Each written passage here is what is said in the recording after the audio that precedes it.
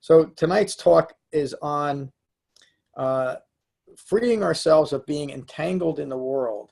And what that means is simply to have connections with and expectations on what's occurring in the world from the point of view of lacking understanding of those. In other words, we are ignorant of Four Noble Truths, which means we have no clear and realistic understanding of the way life really is. So we live in a world, in a universe that is entirely impermanent, meaning every aspect, down to then we know this scientifically, down to the smallest particle, is impermanent. Nothing has a permanent nature. And because we live in the world from the point of view of ignorance of who we are in relation to that world, how the world works, we create suffering. That is known as the three marks of existence, or impermanence, not self, a misunderstanding of self, and the resulting dukkha, or suffering, that follows from that misunderstanding. So everything the Buddha taught was to recognize our entanglements with the world so that we could abandon those entanglements. And what that means is that we end up living a human life, well concentrated and mindfully present for each and every occurrence of life without the need for it to be any different than it is. It's a realistic way of living in a world that is prone to disappointment. And when the Buddha teaches what is suffering, he begins with saying that birth is suffering, sickness is suffering, aging is suffering, death is suffering.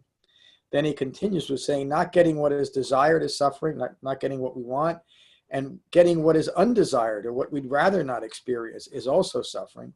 And then he would close that description by saying, in short, the five clinging aggregates are suffering. The five clinging aggregates are form, feelings, perceptions, mental fabrications, and consciousness, or ongoing thinking rooted in ignorance of Four Noble Truths, as the personal vehicle for suffering.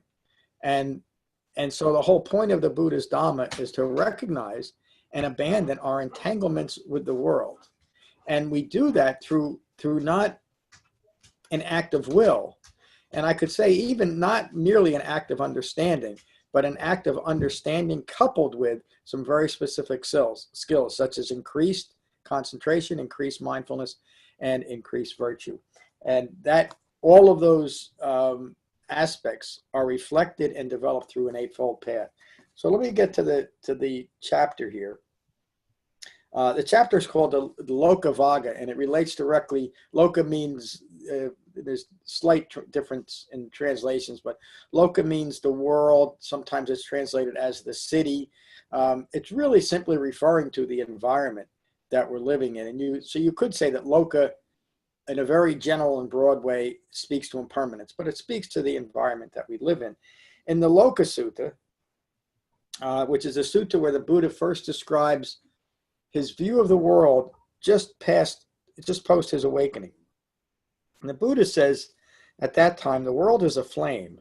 Rooted in ignorance, the world is afflicted by sensory contact and perceiving suffering as self. In other words, we often say this, we join with our suffering through self-identification. Oftentimes when negative things occur or happen in our lives that are more or less random, or that we have very little control over, we blame ourselves for those things. We often see ourselves in the way that we perceive other people are seeing ourselves. And so that's a perception that is twice removed from reality, isn't it?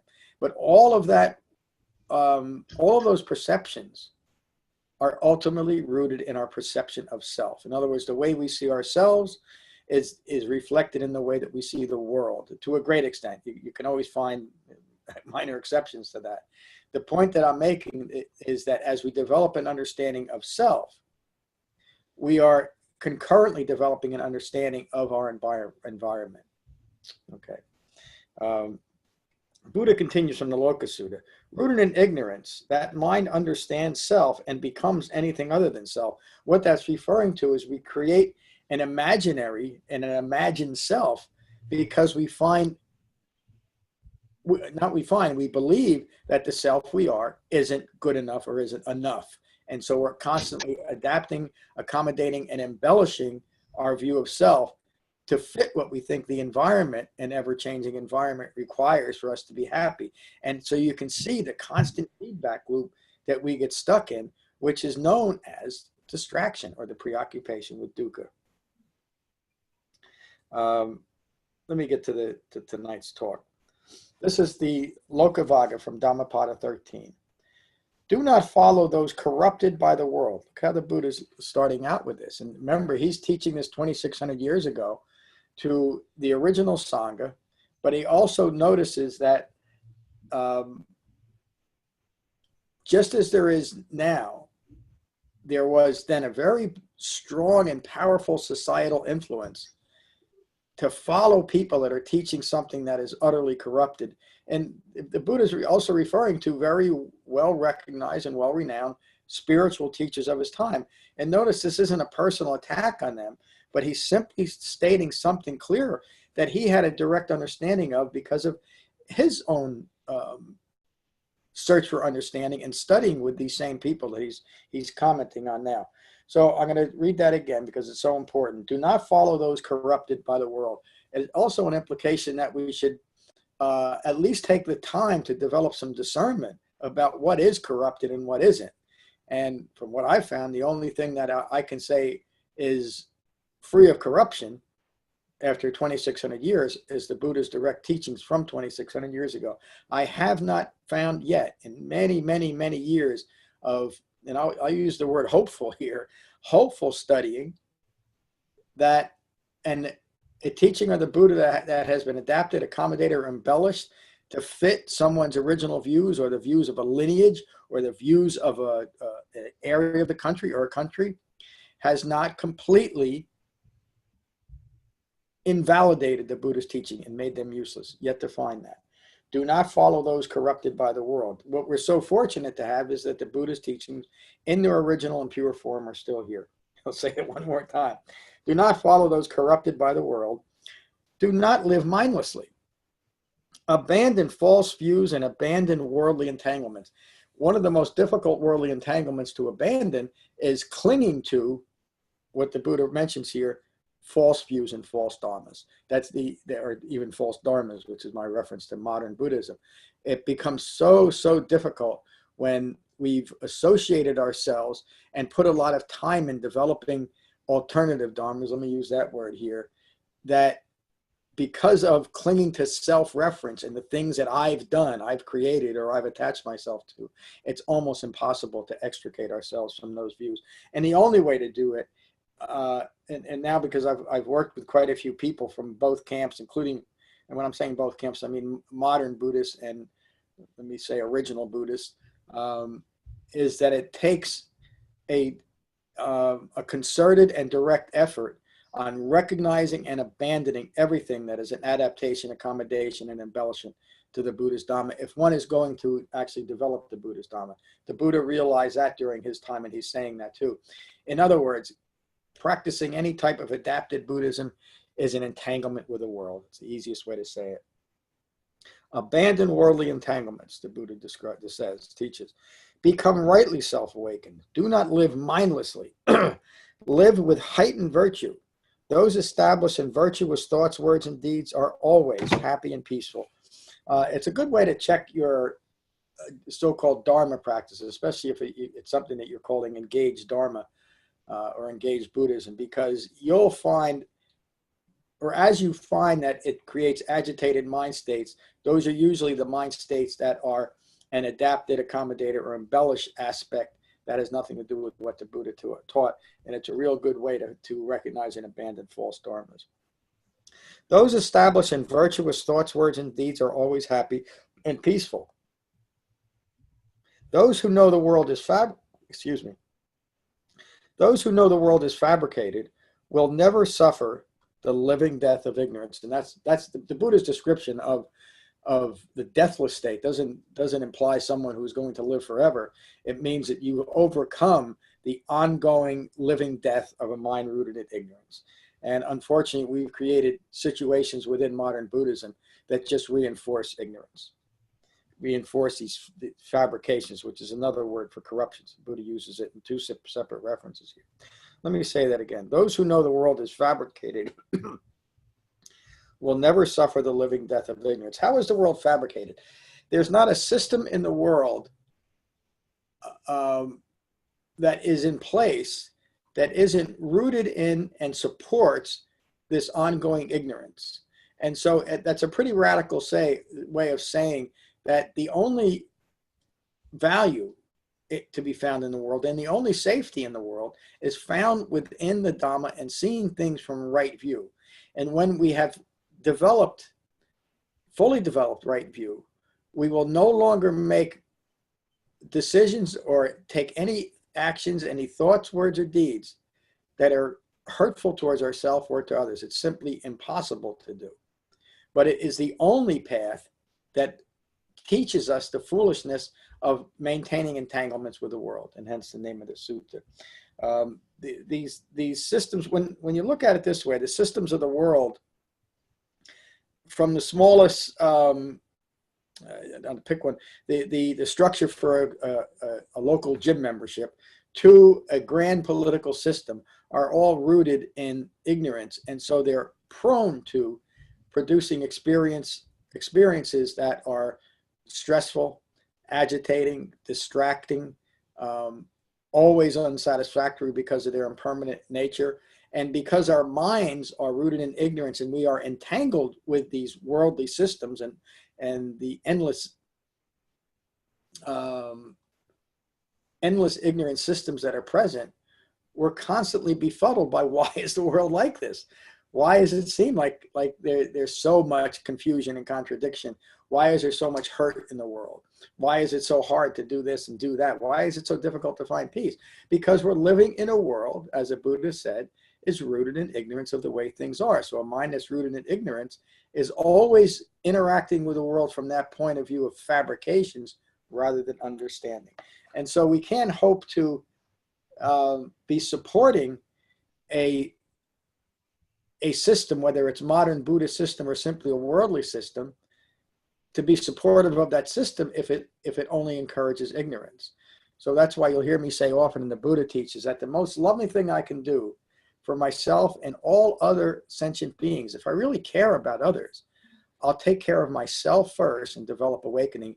And so in that way, I can be much more well concentrated and mindfully present for those around me. I'll understand what are wise aspects to take. The Buddha continues, look, the world is embellished and ornamented like a royal chariot. He would say exactly the same thing today.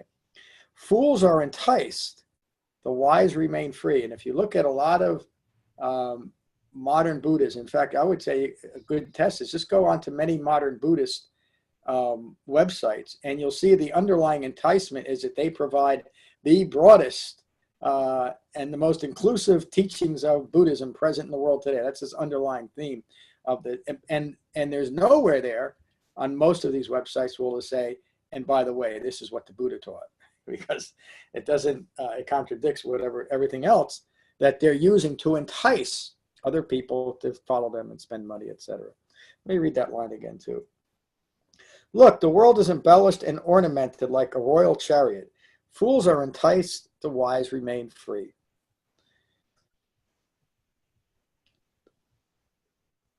Those that arise from mindlessness to mindfulness illuminate the world like the full moon on a cloudless night. Those doing good leave hurtfulness behind and illuminate the world like the full moon on a cloudless night. The Buddha uses that twice, but I think it's such a beautiful visual of what our potential is as we develop the Dhamma. We can illuminate the world like a moon on a cloudless night. The world is blinded by ignorance. Very few develop useful insight. The Buddha was talking, even during his time, he understood that clinging to ignorance is such a powerful and subtle quality of mind that all human beings have, that it would be very, very difficult for people to overcome that ignorance. That's why he taught a very simple and direct eightfold path that anybody who was interested and wholeheartedly engaged with could recognize and abandon ignorance. But he also understood that it's not likely because of a self-referential ego personality's need to always be adapting and accommodating and embellishing reality like a royal chariot, and that people would do that within their so-called Buddhist practice, that very few would actually overcome being blind by ignorance and overcome useful insight into the three marks. The Buddha continues, very few, like birds escaping a net, achieve the cessation of ignorance. Swans fly towards the sun. Some chase psychic powers. The wise follow my path and vanquish Mara, or vanquish ignorance. Notice here that he makes an inference, a reference to those chasing psychic powers. That's something else that's so misunderstood in modern Buddhism. Most of the modern schools say one of the signs of that you're awakening is that you start developing psychic powers. And the Buddha taught consistently, I mean, in hundreds of suttas, that that is simply another trap, and it's to be recognized and abandoned. And as far as chasing after that, chasing after developing psychic powers is not something that the Buddha ever taught, or that is a part of the Dhamma. Those living by lies with no concern for life unfolding, meaning the consequence of our lies, those living by lies with no concern for life unfolding has no limit to the harm they do. And so, and again, the Buddha is not talking about something inescapable. What he was saying is that if you've lived a life of lies, now is the time to live the life of honesty, to incorporate the Eightfold Path. Greed only continues greed. Fools scoff at generosity, including, most importantly, being generous with the Dhamma. But of course, you have to own the Dhamma. You have to know it before you can be generous with it. The wise give freely of the Dhamma and themselves and live happily and peacefully. Better than ruling the world, the heavens, or the entire cosmos is living within the framework of the Eightfold Path. That's the end of the sutta.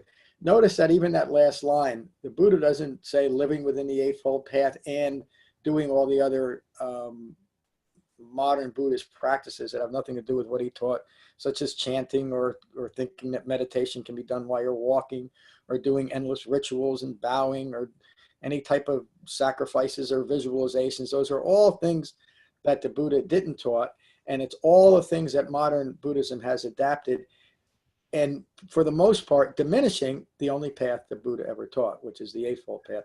And he even concludes this chapter by placing that importance back on the Eightfold Path. Excuse me. So Nick, that's tonight talk. What do you think of it?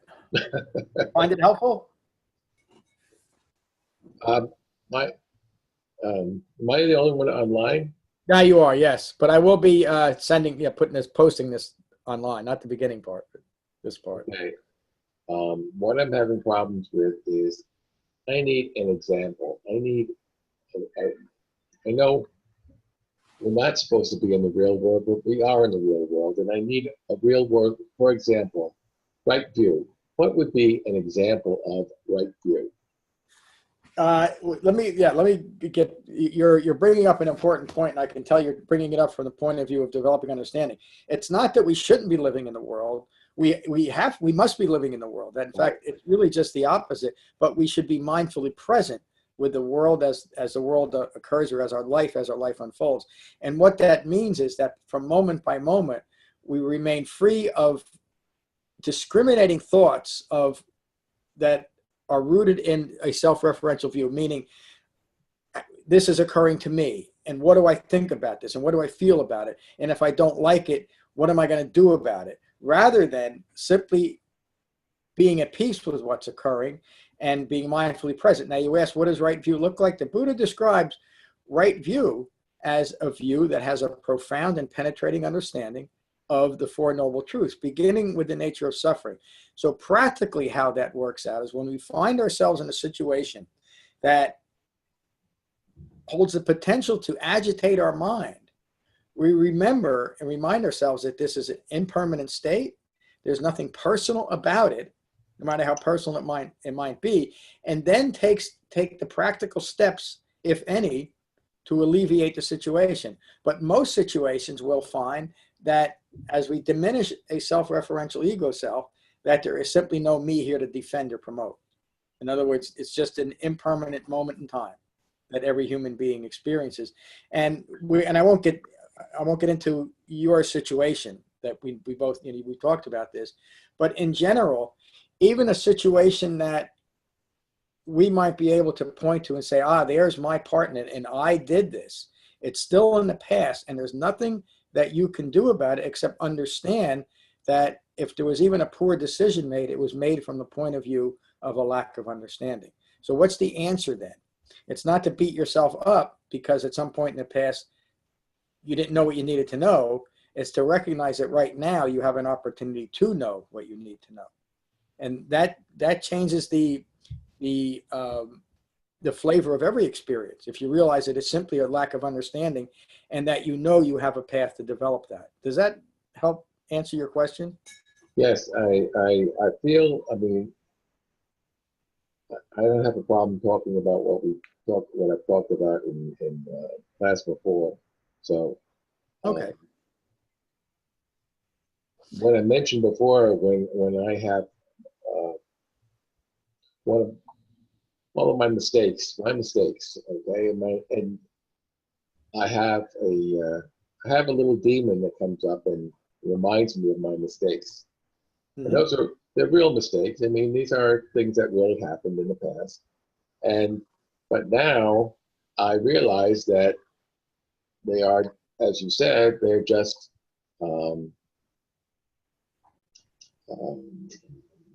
what's the word I'm looking for? Impermanent.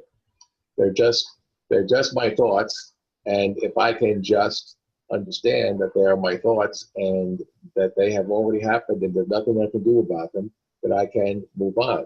Mm-hmm. And so I have a visual that I do, which is I'm sitting in a hall, and in the hall are two shelves, and the shelves are way up high where I actually have to look up there to see them.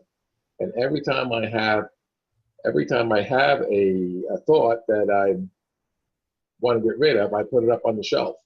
I know it's still there. It will never, I have to realize it's not going to go, it may never go away. But if I put it on the shelf, I don't have to look at it, and it doesn't come up again. And if it does come up again, I put it back on the shelf, and in 5 or 10 seconds, I'm feeling better.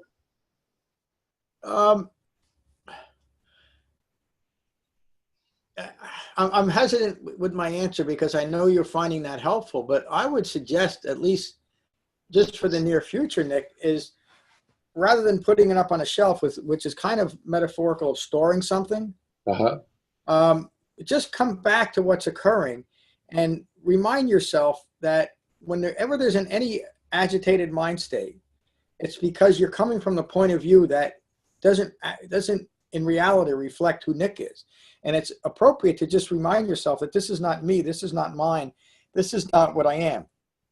And that way you're starting to decondition the thoughts, the conditioned thoughts that you have, to realizing that they're just that. They're not thoughts. And in that way, even though they're relating to something from the past, in this moment, they're a complete fabrication, aren't they? Yes, yes. And I so agree with you 100%. In the moment, to remind yourself that this is not me, meaning this immediate thought, this is not me. It's something that I've been dragging around with me.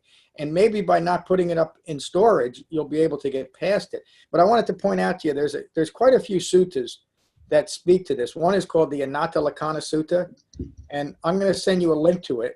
And if I don't within 5 minutes of the ending our talk, just send me an email and remind me.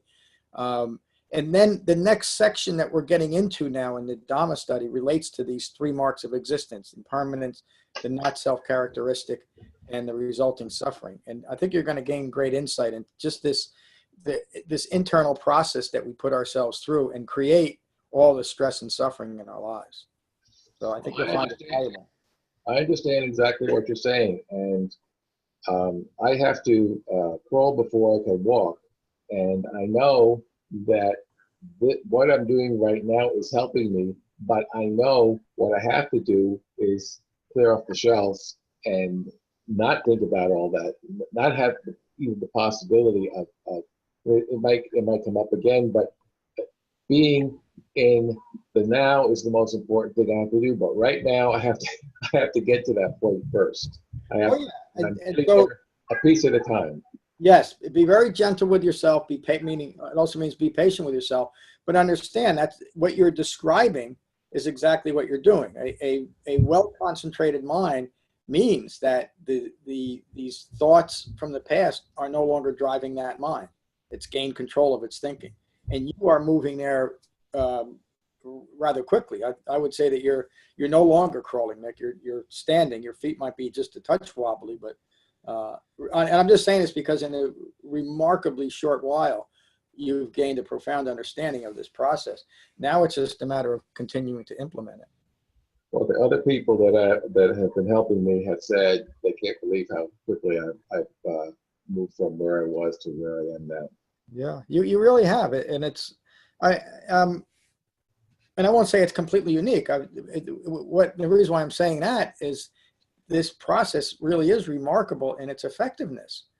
But you can see the difficulties in people that want. I think you can. Most of us, whether we happen to be in therapy for something or not, just living a daily life, believe that there's something wrong with us. Everybody, whether we realize it or not, this underlying self-loathing is so common, especially in the Western world, but it's really almost a worldwide phenomenon. I say that because there's still some areas in Southeast Asia that any type of negative self-reference, they can't even understand it. But you're moving to that place of understanding that there's nothing broken with Nick, except that I say there is. And what the difficulties that you've had in your life are either simply a part of having a human life, meaning they're inevitable, or it's based on decisions that you made from the point of view that's lacking understanding, and you're not going to do that anymore because you're developing that understanding. From this point forward, you can maintain a calm and peaceful mind as long as you continue with this practice. And it's entirely practical too. An interesting question for me to ask somebody who's somewhat new to this is, does anything seem spiritual about this practice? Well, I have to say, yes, it seems spiritual. I have to say, I'm just started this, so I'm at infancy, and I'm having some difficulty with understanding some of the text that I'm reading. But, Yeah. I'm getting there. Give me a little more time. Oh yeah. Yeah, and that's probably the thing that takes the most time, is to develop the overall context, and that just comes from listening, doing what you're doing, coming to class, listening to it, studying it. There's subtle aspects of even something like dependent origination that I'm seeing that I haven't understood, and I've understood that sutta for many years. But you'll get there. The most important thing is you've gained a measure of relief when you needed it most, and it sounds like you're functioning much better in the world today. Yes, I am. Definitely. I'm glad to hear that, my friend. Any other questions or comments? No, not at this time. Thank you. All right. Well, I look forward to seeing you again soon. Have you thought about joining us on our spring retreat? That's probably not in the cards right now. So, Okay. well, we'll see. Yeah, I just thought I'd remind you. It's a very powerful 3 days as a way of really integrating the Dhamma, but it's not necessary either. But, all right, my friend. Maybe I'll see you Saturday, I hope. Yes, I'll try and make it on Saturday. Great. Have a good evening. You too. Thank you. Thanks for joining.